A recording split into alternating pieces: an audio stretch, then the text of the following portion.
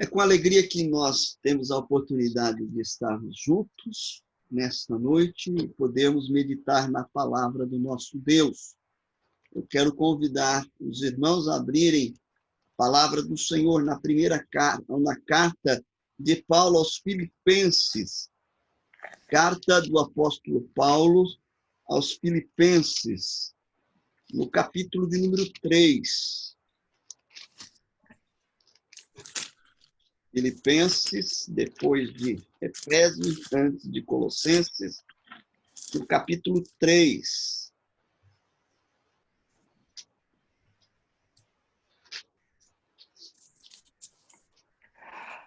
E nós vamos ler todo o capítulo 3. Filipenses, capítulo 3, é o texto para a nossa meditação, para a nossa devocional nesta noite. Paulo, escrevendo àqueles irmãos, vai dizer: quanto ao mais, irmãos meus, alegrai-vos no Senhor. A mim não me desgosta e é segurança para vós outros que eu escreva as mesmas coisas. Acautelai-vos dos cães, acautelai-vos dos maus obreiros, acautelai-vos da falsa circuncisão, porque nós é que somos a circuncisão, nós que adoramos a Deus no Espírito e nos gloriamos em Cristo Jesus e não confiamos na sua carne. Bem que eu poderia confiar também na carne. Se qualquer outro pensa que pode confiar na carne, ainda eu mais. Circuncidado ao 8º dia, da linhagem de Israel, da tribo de Benjamim, hebreu de hebreus, quanto à lei, fariseu, quanto ao zelo, perseguidor da igreja, quanto à justiça que há na lei, irrepreensível. Mas o que era para mim lucro, isto considerei perda por causa de Cristo. Sim, deveras considero tudo como perda por causa da sublimidade do conhecimento de Cristo Jesus, meu Senhor, por amor do qual perdi todas as coisas e as considero como refúgio para ganhar a Cristo e ser achado nele, não tendo justiça própria, que procede de lei, senão a que é mediante a fé em Cristo, a justiça que procede de Deus, baseada na fé, para o conhecer e o poder da sua ressurreição e a comunhão dos seus sofrimentos, conformando-me com ele na sua morte, para de algum modo alcançar a ressurreição dentre os mortos. Não que eu já tenha recebido ou tenha já obtido a perfeição, mas prossigo para conquistar aquilo para o que também fui conquistado por Cristo Jesus. Irmãos, quanto a mim, não julgo havê-lo alcançado, mas uma coisa faço, esquecendo-me das coisas que para trás ficam e avançando para as que diante de mim estão, prossigo para o alvo, para o prêmio da soberana vocação de Deus em Cristo Jesus.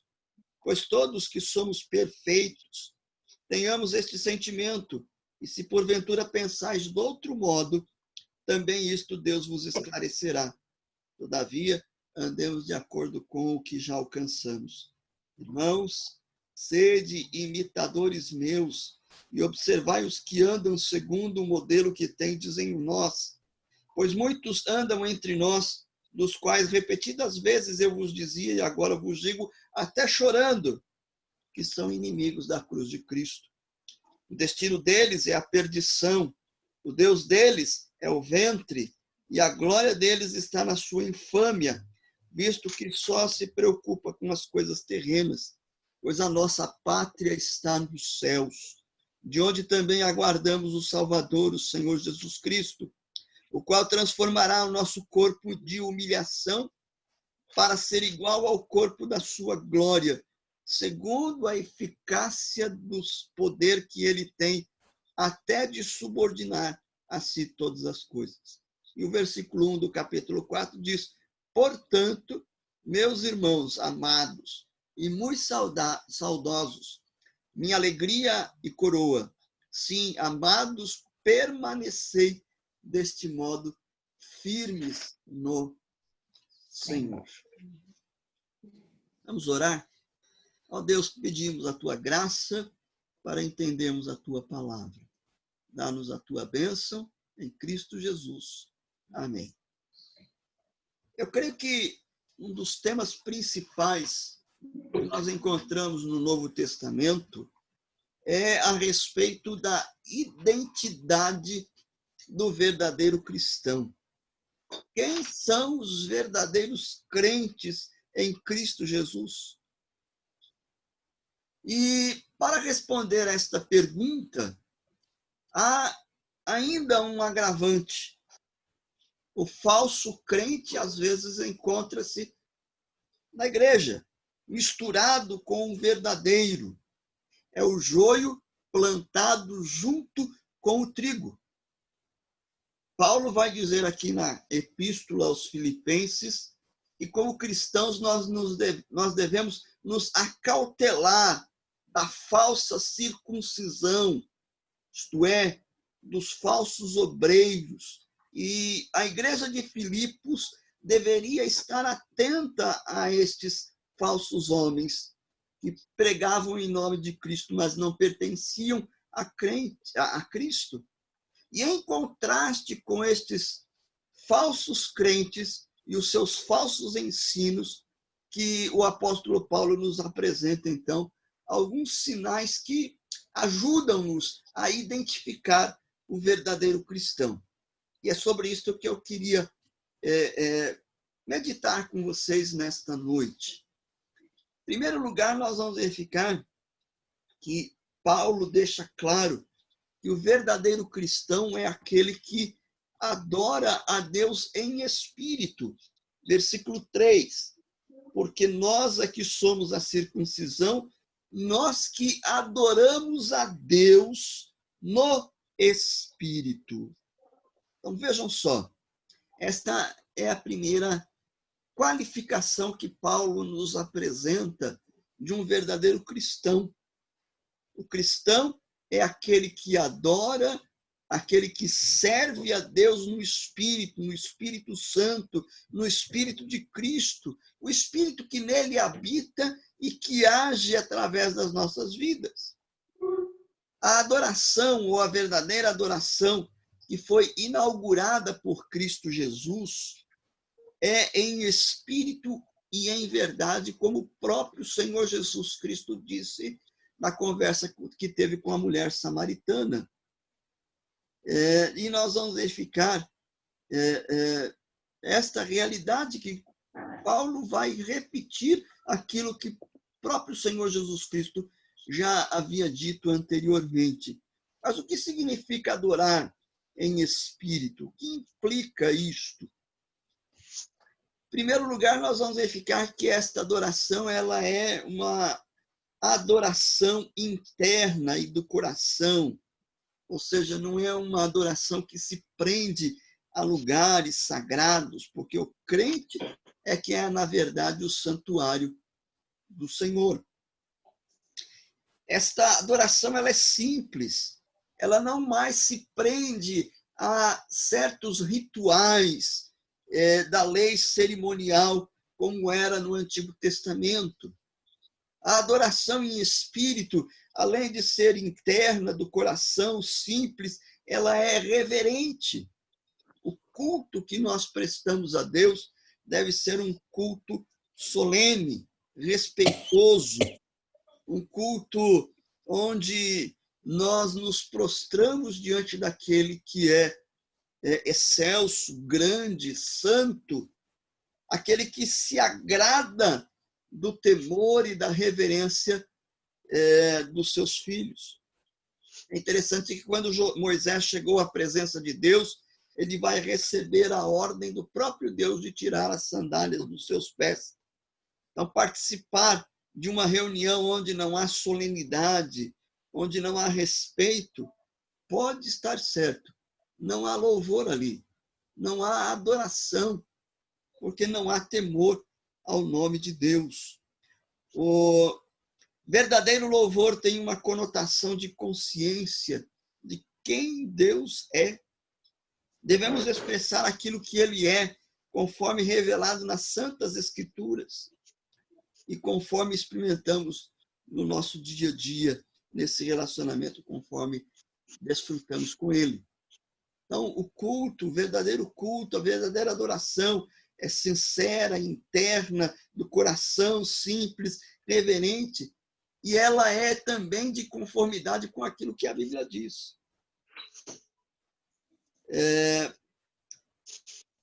Segundo a palavra de Deus. Nós vamos encontrar que a Bíblia é a nossa regra de fé e prática, e uma vez que é desta forma, ela nos orienta também na maneira como nós devemos adorar.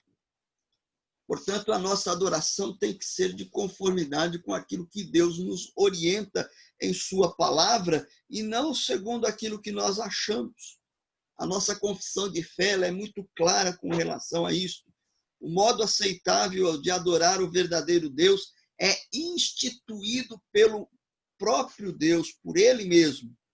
E é tão limitado pela sua própria vontade revelada que ele não pode ser adorado segundo as imaginações e invenções dos homens ou sugestões de Satanás, nem sob qualquer representação visível ou qualquer outro modo não prescrito nas Sagradas Escrituras.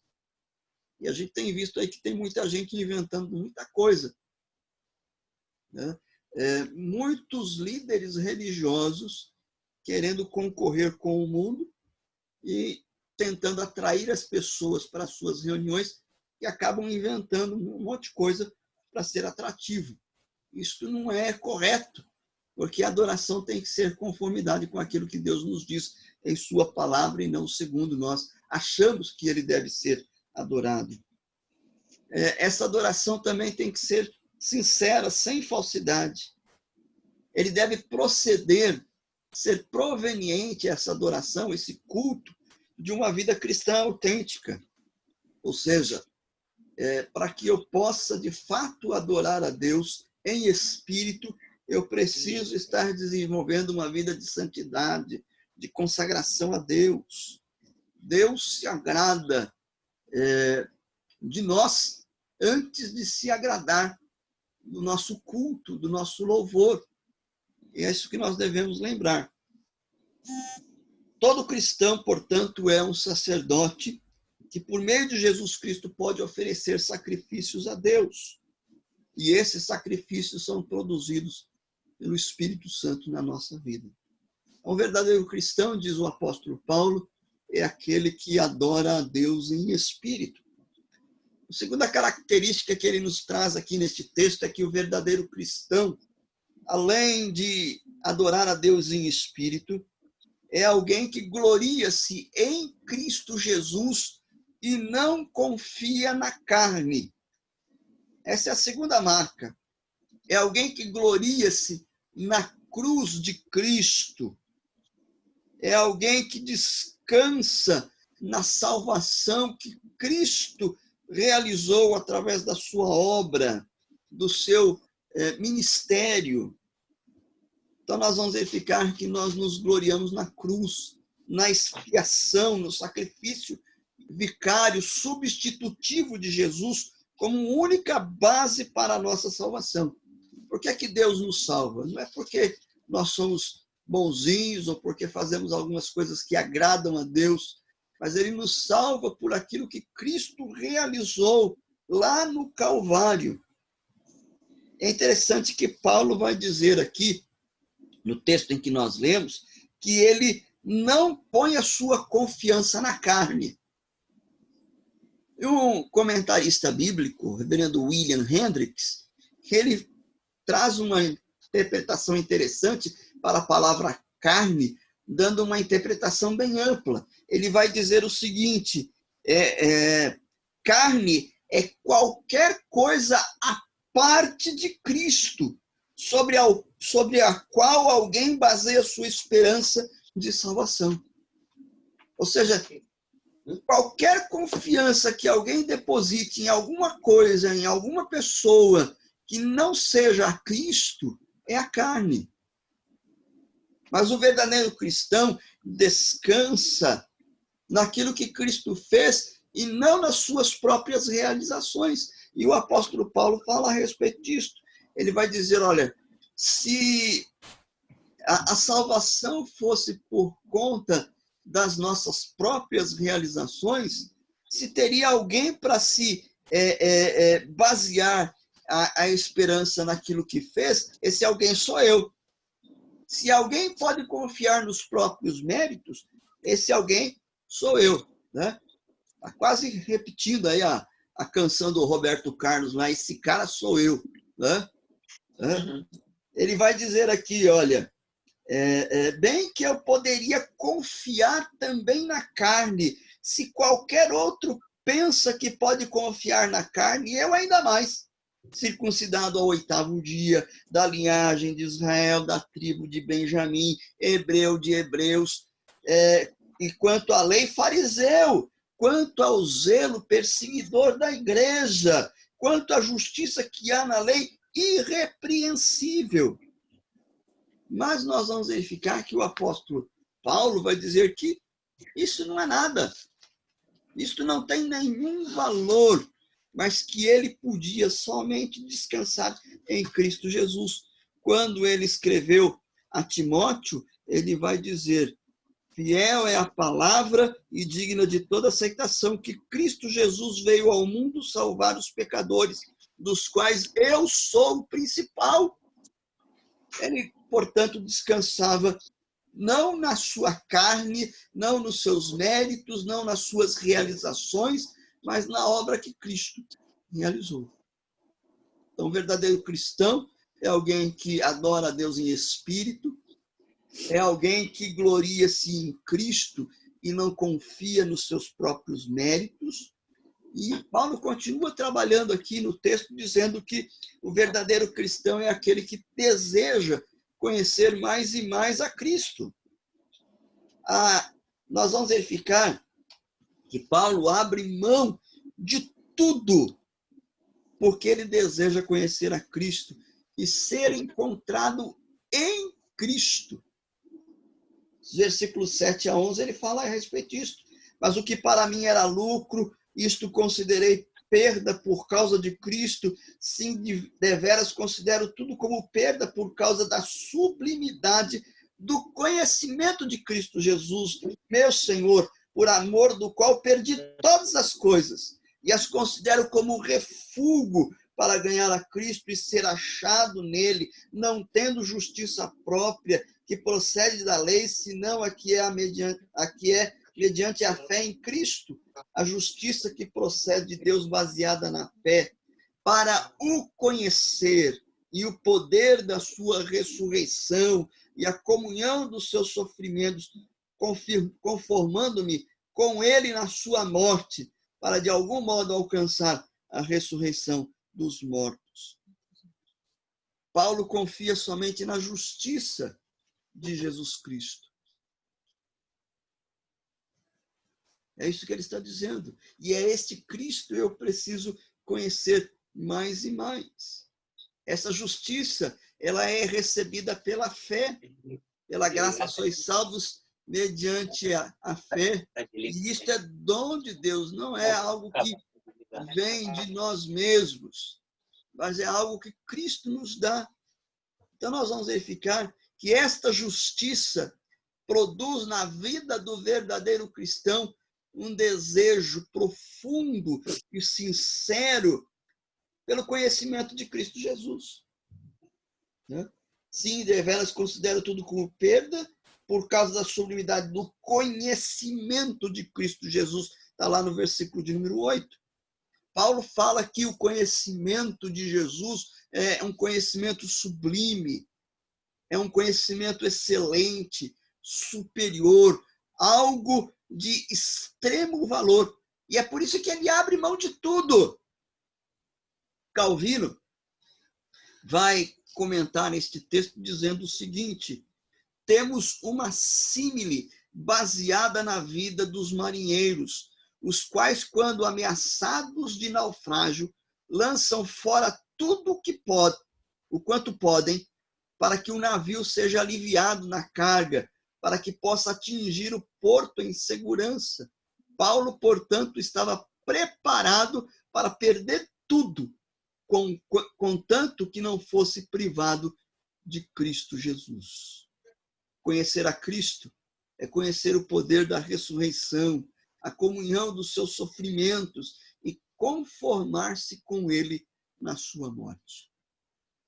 E por último, o apóstolo Paulo diz que o verdadeiro cristão, ele busca o seu aperfeiçoamento espiritual. Paulo é interessante porque ele nos apresenta um planejamento estratégico espiritual. Primeiro, ele faz um diagnóstico. Ele vai dizer: eu não sou perfeito. Eu não alcancei a perfeição. Depois, em segundo lugar, ele diz que ele tem um alvo. Eu prossigo para o alvo. E o alvo é a meta que é a meta que os corredores procuram atingir. Ele tem um objetivo na vida. E na corrida do aperfeiçoamento espiritual, o alvo é a perfeição ético-espiritual em Jesus Cristo. É conformarmos em Cristo. E, em terceiro lugar, ele vai ter estratégias. Então, ele faz um diagnóstico, ele estabelece um objetivo e determina os meios para alcançar estes objetivos a qual ele traça.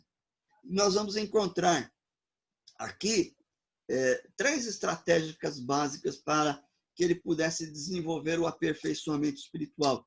Primeiro, ele esquecia das coisas que para trás ficavam. As coisas antigas ficam para trás. O que passou, passou. Segundo, ele prosseguia ou avançava de maneira perseverante. E, em terceiro, ele tinha um foco único, algo que continuamente ocupava a sua mente. E, em quarto, ele tinha uma motivação, o prêmio. Nenhum corredor jamais esquece do prêmio. E este prêmio é um motivo estimulador. No caso do atleta espiritual, o prêmio é a vida eterna em Cristo Jesus. Eis aí, meus amados irmãos, algumas características muito claras daqueles que são verdadeiros cristãos.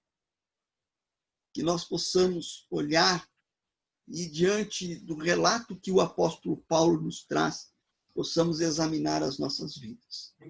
Eu creio que esse período de pandemia tem sido um período muito oportuno para que nós tenhamos tempo para refletir e avaliar e aprimorar a vida com Deus, não só individualmente, mas comunitariamente.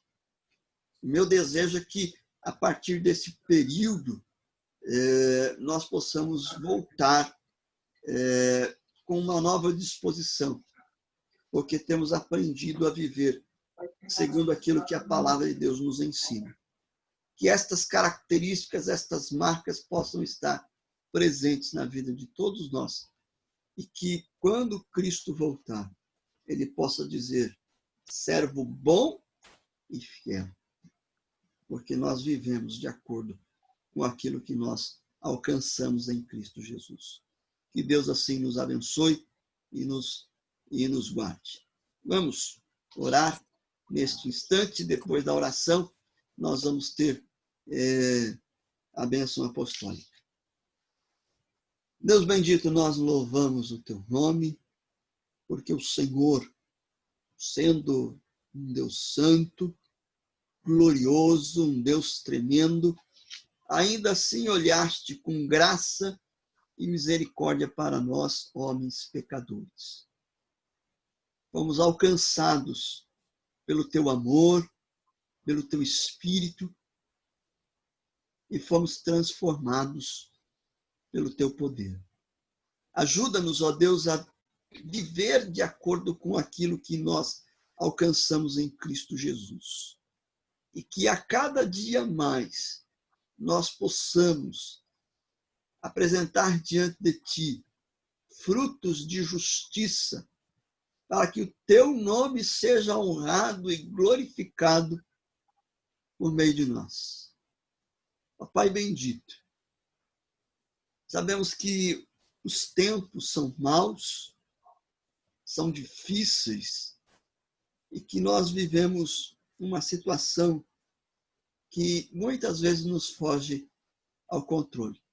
Contudo, é um momento também oportuno para refletirmos acerca da vida cristã, da vida contigo, onde nós podemos pesar na balança, de acordo com a tua palavra, como tem sido a nossa vida.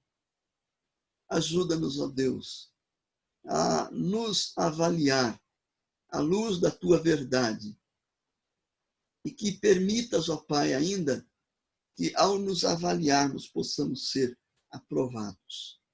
E se porventura, ó Deus, nos acharmos desaprovados, que o Senhor nos dê a oportunidade de experimentar uma nova vida em Cristo Jesus, para a honra e glória do teu nome. Muito obrigado, ó Deus, por esta noite, por esta oportunidade, por este momento tão prazeroso, ainda que de forma não plena, virtual, desfrutemos desta comunhão.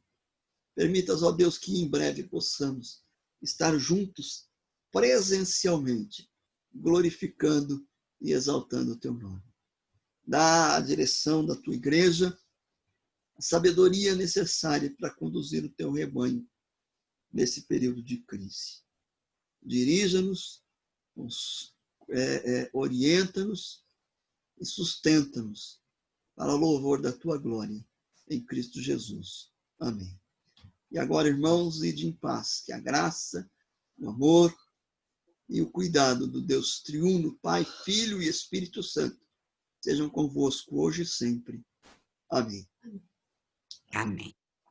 Deus abençoe, meus amados irmãos, e nos dê uma semana repleta de graça e paz.